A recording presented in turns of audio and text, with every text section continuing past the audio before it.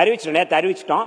நேற்றைக்கு அறிவித்த அறிவிப்புகள் ஆணவ படுகொலை தடுப்பு சிறப்பு சட்டம் ஒன்று, டிஏபி ஆக்ட் தொடர்பான நாங்கள் அறிவித்திருக்கிறோம். இப்பொழுது வெற்றி தொழில் முனைவோர் திட்டம் ஆதிதிராவிடர் மற்றும் பழங்குடியின மக்களின் வாழ்வாதாரத்தை உயர்த்துவதையும் நிலையான வளர்ச்சியையும் உறுதி செய்வதற்கு வெற்றி தொழில் முனைவோர் திட்டம் செயல்படுத்தப்படும். இத்திட்டத்திற்கு ரூபாய் 75 கோடி ஒதுக்கீடு செய்யப்பட்டுள்ளது. இத்திட்டத்தின் மூலம் பயனாளிகள் மொத்த திட்ட செலவில் 35% மானியம் முன்பண மானியமாக பெறுவார்கள். வங்கிக் கடன் தவணைகளை தவறாமல் செலுத்தும் பயனாளிகளுக்கு 6% வட்டி மானியம் வழங்கப்படுகிறது. அதேபோல மண்ணின் மகள் திட்டம் ஆதிதிராவிடர் மற்றும் பழங்குடியின பெண் விவசாய தொழிலாளர்களை நில உரிமையாளர்களாக மாற்றும் நோக்கில் மண்ணின் மகள் என்ற திட்டம் உருவாக்கப்பட்டு அதற்கு 20 கோடி நிதி ஒதுக்கீடு செய்யப்பட்டுள்ளது. இத்திட்டத்தின் மூலம் சந்தை மதிப்பில் 50% அல்லது அதிகபட்சமாக 5 லட்சம் வரை வழங்கப்படும்.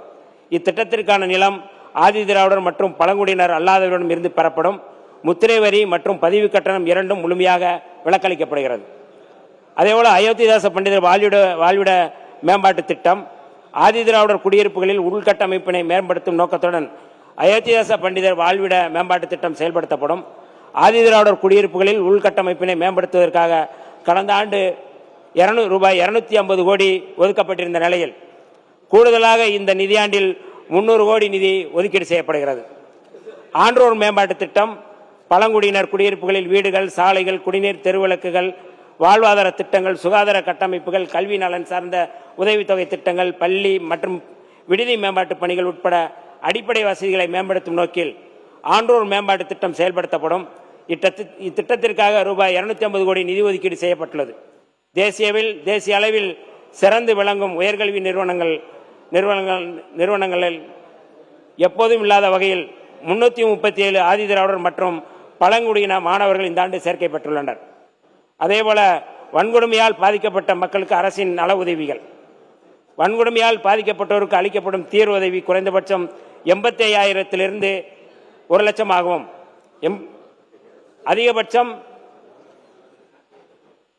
8,25,000 12 லட்சமாக உயர்த்தப்பட்டு உள்ளது. உயர்த்தப்பட்ட தொகை கருணை தொகையாக மாநில அரசு நிதியிலிருந்து வழங்கப்படுகிறது. 2016ஆம் ஆண்டு முதல் வன்கொடுமையால் பாதிக்கப்பட்ட குடும்பங்களைச் சேர்ந்த 628 நபர்களுக்கு கருணை அடிப்படையில் வேலைவாய்ப்பு வழங்கப்பட்டுள்ளது. சிவில் உரிமைகள் பாதுகாப்பு சட்டம் 1955 மற்றும் வன்கொடுமை தடுப்பு சட்டம் 1989 ஆகியவற்றை உறுதியாக நடைமுறைப்படுத்துவதற்காக சமூக நீதி மற்றும் மனித உரிமைகள் பிரிவு அதற்கென தனியே காவல்துறை தலைவர் ஐஜி தலைமையில் மாவட்டந்தோறும் துணை காவல் கண்காணிப்பாளர் கொண்ட தனிப்பிரிவாக செயல்பட்டு வருகிறது. ஆதிதிராவிடர் மற்றும் பழங்குடியின மக்களுக்கு எதிரான வன்கொடுமை சம்பவங்களில் பாதிக்கப்பட்ட மக்களுக்கு துணையாக உடனுக்குடன் நடவடிக்கை மேற்கொள்ளும்படி இப்பிரிவுக்கு அறிவுறுத்தல் செய்யப்பட்டுள்ளது. மேலும் வன்கொடுமை சம்பவங்கள் தொடர்பாக 24 மணி நேரமும் சமூக நீதி மற்றும் மனித உரிமைகள் பிரிவை பொதுமக்கள் தொடர்பு கொள்ளலாம். அதற்குரிய தொடர்பு எண் ஐஜி கார்த்திகேயன் IPS அவர்கள் 9840419994 என்கின்ற எண்ணில் நாம் தொடர்பு கொள்ளலாம். அதேபோல மாநில அளவிலான விழிப்புணர்வு மற்றும் கண்காணிப்பு குழுக்கள் ஆதிதிராவிடர் மற்றும் பழங்குடியினர் சட்டத்தின் செயலாக்கத்தினை கண்காணிக்கவும் ஆய்வு செய்யவும் மாநில அளவிலான விழிப்புணர்வு மற்றும் கண்காணிப்பு குழு 18/6/2026 அன்று மாண்புமிகு முதல்வர் தலைமையில் திருத்தி அமைக்கப்பட்டுள்ளது. மேலும் அனைத்து மாவட்டங்களிலும் மாவட்ட ஆட்சியர் தலைமையில் மாவட்ட விழிப்புணர்வு மற்றும் கண்காணிப்பு குழு திருத்தி அமைக்கப்பட்டுள்ளது. சிறப்பு நீதிமன்றங்கள் ஆதிதிராவிடர் மற்றும் பழங்குடியினருக்கு எதிராக நடைபெறும் குற்றங்கள், அவர்களுக்கு வழங்கப்பட வேண்டிய மறுவாழ்வு மற்றும் தீர்வுதவிகள் தொடர்பான வழக்குகளை விரைந்து முடிக்க ஏதுவாக தமிழகத்தில் 22 தனி சிறப்பு நீதிமன்றங்கள் அமைக்கப்பட்டுள்ளன. மேம்பாட்டு செயல் திட்டம் மாநில மன்றம் ஆதிதிராவிடர் மற்றும் பழங்குடியினருக்கான மேம்பாட்டு செயல் திட்டத்தின் செயல்பாட்டினை ஆய்வு செய்யவும் உரிய அறிவுறுத்தல்களை வழங்கவும் மாண்புமிகு முதலமைச்சர் தலைமையிலான மாநில மன்றம் ஸ்டேட் கவுன்சில் திருத்தி அமைக்கப்பட்டு மாநில மன்ற கூட்டம் மாண்புமிகு முதல்வர் தலைமையில் கடந்த 4/8/2026 அன்று நடைபெற்றது. சமூக ஆர்வலருடன் ஆலோசனை கூட்டம், சமூக நீதி விடுதிகள், சமூக நீதி விடுதிகளுடைய ஆய்வு, அண்ணல் அம்பேத்கர் தொழில் முன்னோடிகள் திட்டம், போக்குவரத்து நிறுவனத்தில் பழங்குடியின இளைஞருக்கு வேலைவாய்ப்பு, பழங்குடியின கிராமங்களில் நீண்ட தூர கம்பியிலா இணைப்பு முறை, சமூக நீதி மற்றும் கலை இலக்கிய மேம்பாடு அம்பேத்கர் விருது, சமுதாயத்தில் உள்ள சாதி வேறுபாடுகளை களைந்து சமத்துவத்தை நிலைநாட்டும் பொருட்டு ஆதிதிராவிடர் மற்றும் பழங்குடியின மக்களுக்காக தொண்டாற்றி வரும் தமிழ்நாட்டைச் சேர்ந்த ஒருவருக்கு தமிழ்நாடு முதலமைச்சர் அவர்களால் ஆண்டுதோறும் திருவள்ளுவர் தினத்தன்று டாக்டர் அம்பேத்கர் விருது வழங்கப்படும். இவ்விருதுடன் பரிசு தொகையாக 5 லட்சத்துக்கான காசோலை, தகுதியுரை மற்றும் 8 கிராம் தங்கப்பதக்கம் வழங்கப்படுகின்றது. கிராமங்களுக்கான ஊக்கத்தொகைகள், இது ரொம்ப மிக முக்கியமான அறிவிப்பு. சாதி வேறுபாடின்றி சமத்துவ ஈடுபாடுகளை கொண்டுள்ள கிராமங்களுக்கு ரூபாய் 10 லட்சம் ரொக்க பரிசு வழங்கப்படும். இப்பரிசு தொகையானது அந்த கிராமத்தின் மேம்பாட்டு பணிகளுக்கு பயன்படுத்தப்படும். இத்திட்டத்தின் கீழ் ஒவ்வொரு மாவட்டத்திலும் சென்னை மாவட்டம் நீங்களாக 3 கிராமங்கள் தேர்ந்தெடுக்கப்படுகிறது. மாண்புமிகு பேரவைத் தலைவர் அவர்களே, அது மட்டுமல்லாது சாதிய வன்கொடுமைகளால் பாதிக்கப்பட்ட கிராமங்களில் சிறப்பு கவனம் செலுத்த இந்த அரசு முனைகிறது. அந்த வகையில் இந்த ஆண்டு மதுரை மாவட்டம் மேலூர் தாலுகா மேலவளவு கிராமம் தொடர்ந்து சாதிய வன்கொடுமைகளால் பாதிக்கப்பட்டு வருகிறது.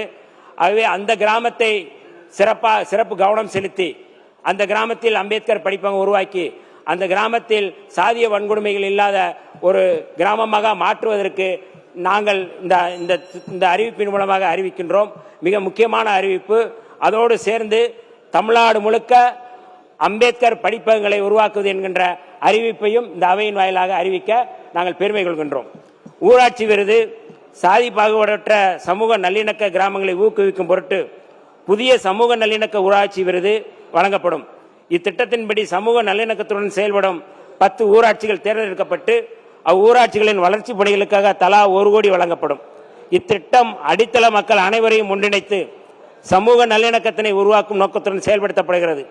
மேலும் ஆதிதிராவிடர் மற்றும் பழங்குடியினர் அதிகமாக வாழும் குடியிருப்புகளில் சமுதாய கூடங்கள், பள்ளிக்கூடங்கள், விடுதிகள், அடிப்படை உட்கட்டமைப்புகள் மற்றும் பல்வேறு நலத்திட்டங்களை செயல்படுத்த வேண்டிய மாண்புமிகு அமைச்சர்களிடமிருந்தும் மாண்புமிகு சட்டமன்ற உறுப்பினர்களிடமிருந்தும் நூற்றுக்கணக்கான கோரிக்கைகள் வந்துள்ளன. எல்லாரும் கொடுத்த அறிக்கையில் தான் நான் சொல்றேன். நான் எல்லா 234 தொகுதிகளையும் மாண்புமிகு அமைச்சர்கள் மற்றும் மாண்புமிகு சட்டமன்ற உறுப்பினர்களின் கோரிக்கைகளை கனிவுடன் பரிசீலித்து தேவைக்கேற்ற திட்டங்களை விரைந்து செயல்படுத்தப்படும் என்பதை இந்த அவையில் தெரிவிக்க கடமைப்பட்டிருக்கின்றேன்.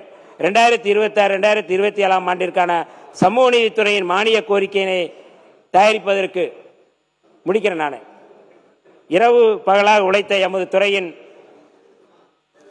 செயலாளர் மரியாதைக்குரிய டாக்டர் சுப்பையன் ஐஏஎஸ் அவர்களுக்கும், ஆதிதிராவிடர் நல இயக்குனர் டாக்டர் செந்தில்ராஜ் ஐஏஎஸ் அவர்களுக்கும், தாட்கோ மேலாண்மை இயக்குனர் திரு கந்தசாமி ஐஏஎஸ் அவர்களுக்கும், 3 பேருக்குமே ஒரு ஒற்றுமை இருக்கு பாருங்க. சுப்பையன், செந்தில்ராஜ், கந்தசாமி 3மே முருகப்பெருமானுடைய பேரு.